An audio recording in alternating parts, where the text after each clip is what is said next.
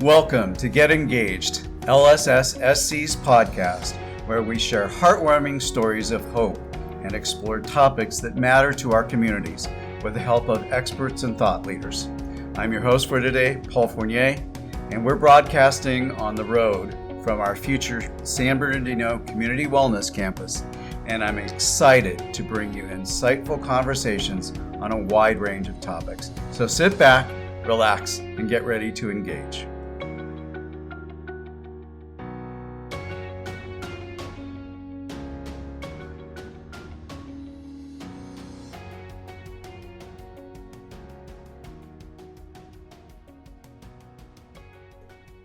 So I am pleased to welcome back to our podcast Pastor Jessica Alexander and Marcus Dillard.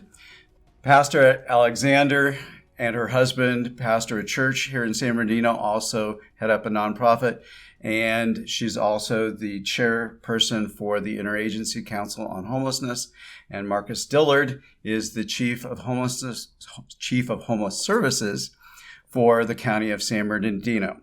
So what I would like you to do is very briefly, tell us your role, yours and your agency's roles in alleviating homelessness in San Bernardino City and County. Absolutely.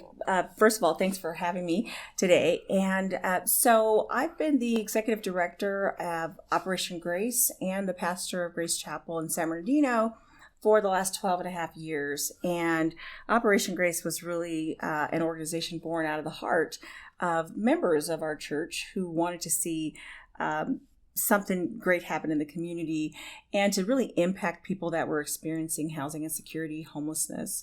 And so Operation Grace has been around for more than 30 years. So I'm happy to actually be leading it at this point in time and to extend myself into the community and to lead in other capacities with the Interagency Council on Homelessness.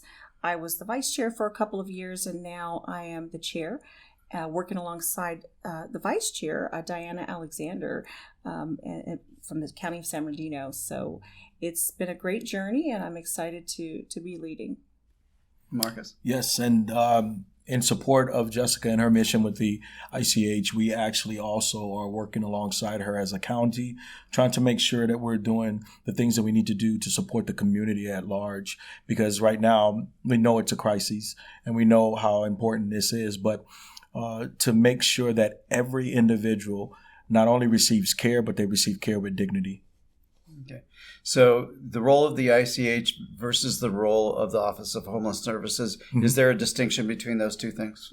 Yes. Definitely. There's definitely a distinction. So we are all a part of this thing we call the continuum of care, right? But within our continuum of care, we have some distinct bodies and functions.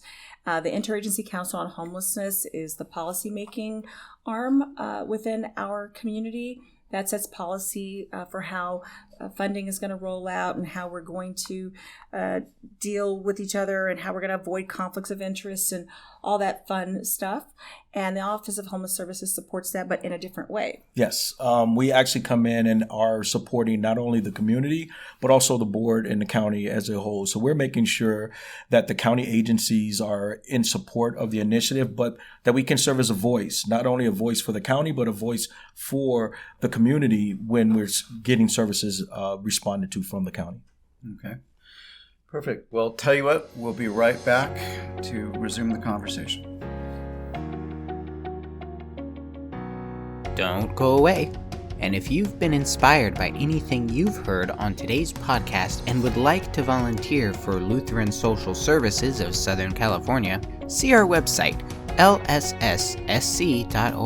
Select Donate, then Volunteer, and donate your time and talent to a cause you care about most.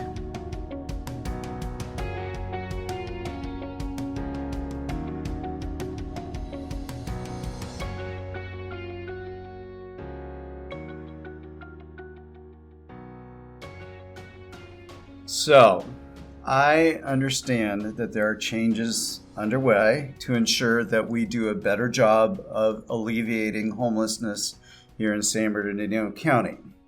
So what I'd like you to do, and you can decide who goes first, but tell us about the existing structure, why the changes were needed, and basically what changes are underway to do that. Sure. Well, I think that we have to start with the name of our continuum of care. It's the San Bernardino Homeless Partnership, right? Okay.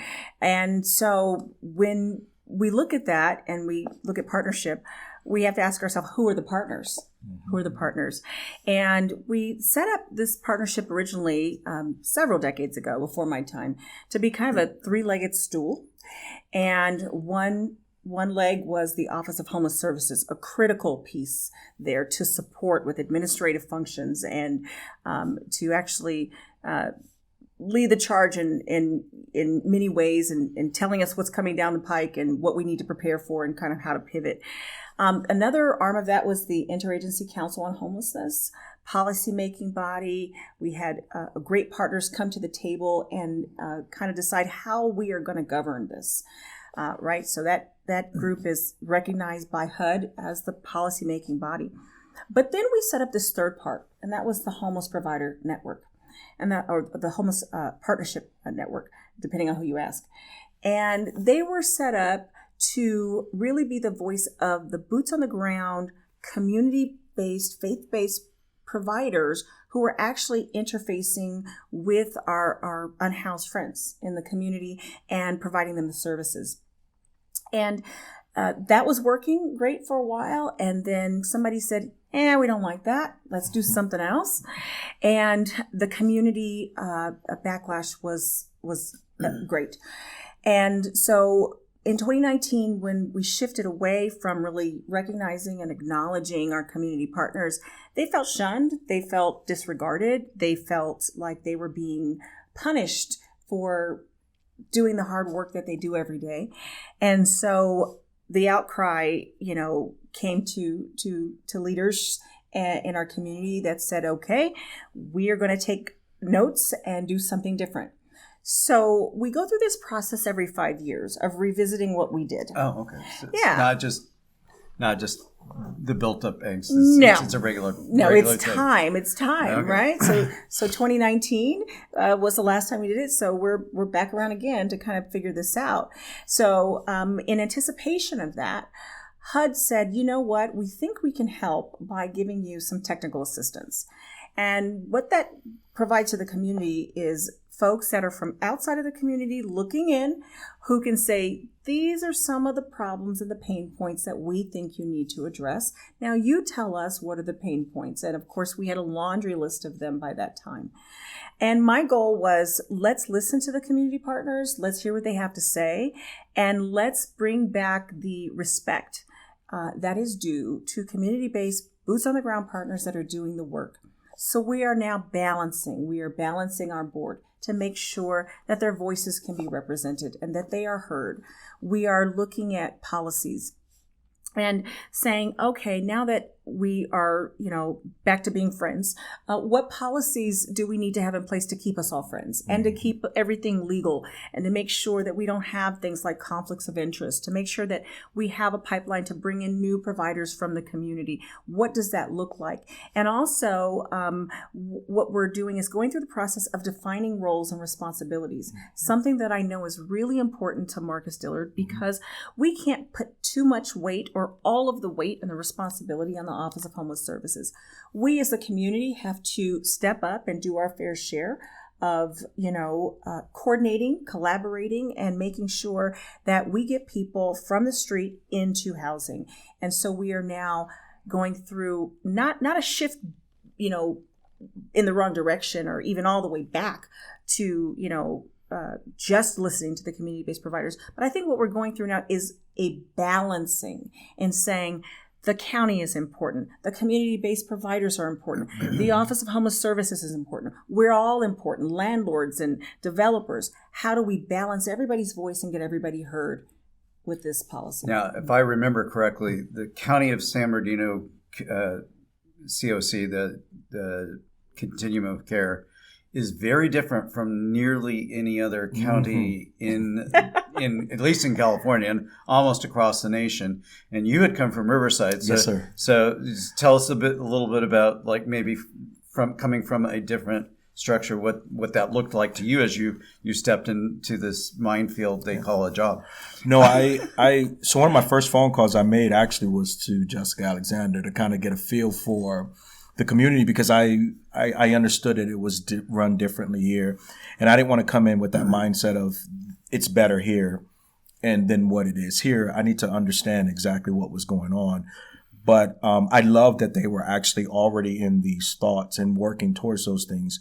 For me, the continuum of care is important because of the fact that that's the voice of the community and the community providers. So I always want to raise that up. So whenever I'm in meetings and we're talking, I'm saying continuum of care has to be elevated. It has to be put in a position to where the providers feel like they actually have a voice and they're significant in what we're doing and how we're accomplishing our goals. So I want to make sure that they're a part of the strategy. I don't want the strategy to be driven by one or two people. I want that strategy to be driven based upon what's occurring in the community, but also what the providers are encountering so that they want to be at the table. I think that they have to be at the table, and I know Jessica thinks so as well, but I want them to want to be at the table so that we need to bring a product to the table that they feel like I want to be a part of.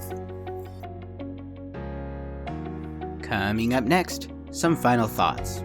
At Lutheran Social Services of Southern California, we live out God's love by embracing, equipping, and empowering vulnerable individuals, families, and communities towards self-sufficiency.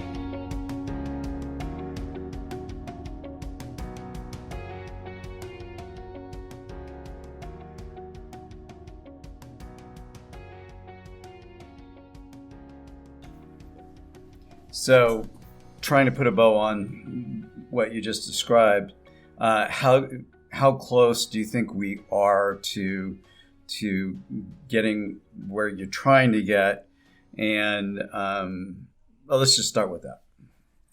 Well, one of the things I would say is this is in the community's hands. We want to put it into the community's hands as soon as possible. And the people have said we want to see what you've been working on at least by the end of March. Mm-hmm. So in March 27th, we're set to host a meeting where we take our hard work, sometimes painful work, sometimes messy work, to the community and say, this is what we've come up with. And do you like it? Do you want to change it? And then we'll take our cues from the community.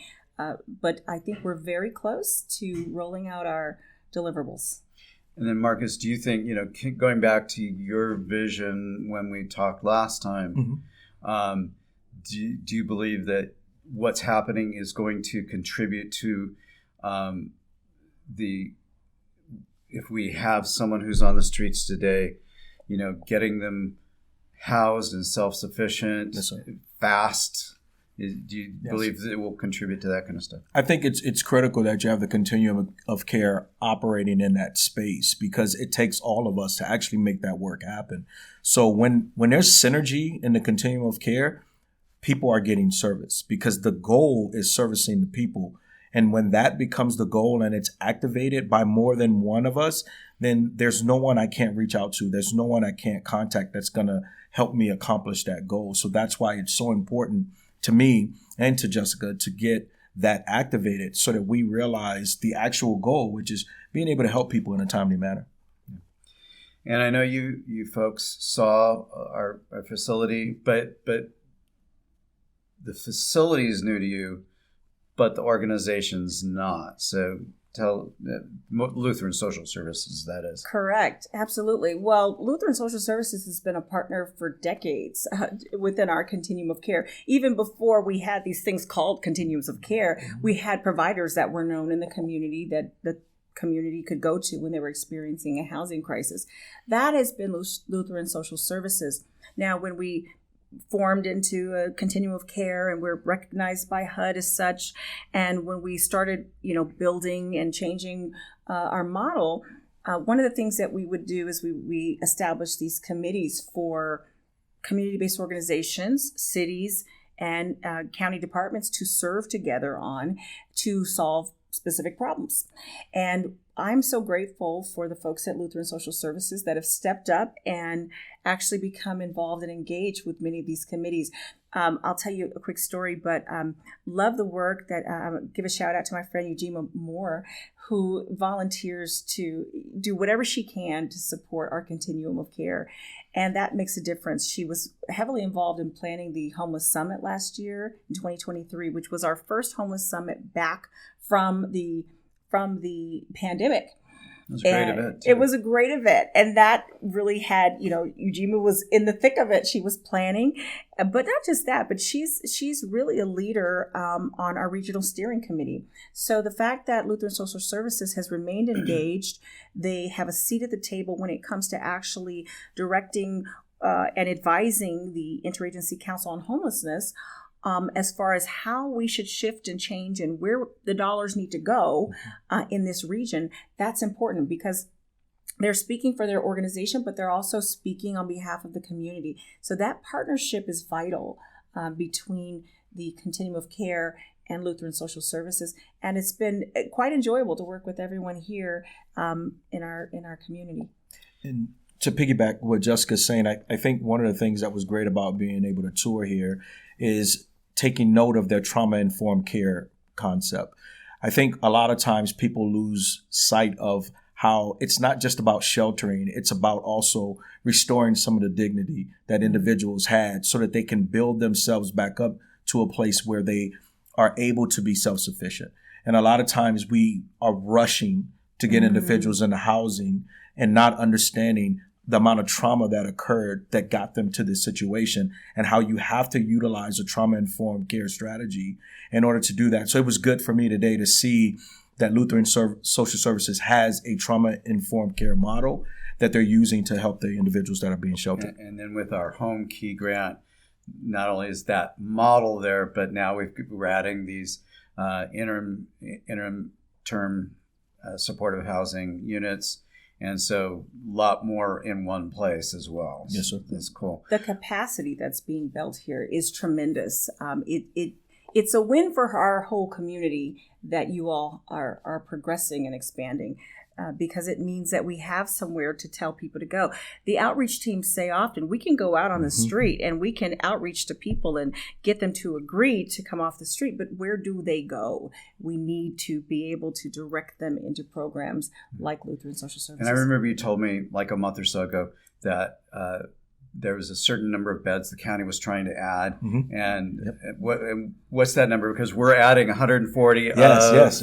So every time we come to these and we see the beds added, we're like, cha-ching, there goes our goal.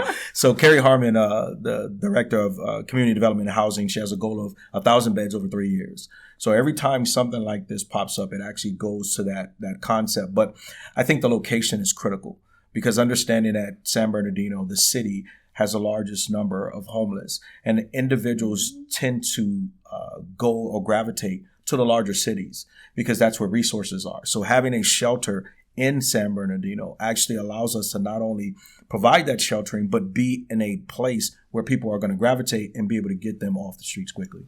And in my opinion, care. Yes. So Absolutely. Thank you both once again. Delighted to have you with us today. Thank you. Privileged that you would take time out of your, I know, very busy Yes, sir. schedules. Thank you so much. To join us and just affirm what's going on with LSSSC. So thank you again. Really appreciate it.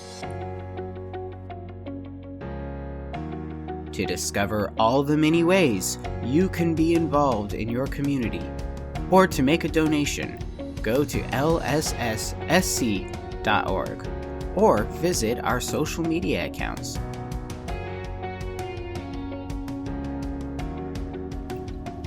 So thank you for tuning in to Engage. We all hope you enjoyed today's episode. So please subscribe to the podcast, leave a review on your favorite platform, and don't forget to follow us on your favorite social media site or on our website, www.lsssc.org, and keep up to date with all the ways that LSSSC embraces, equips, and empowers Southern Californians in your community. Please join us next time for another important episode, and thanks again.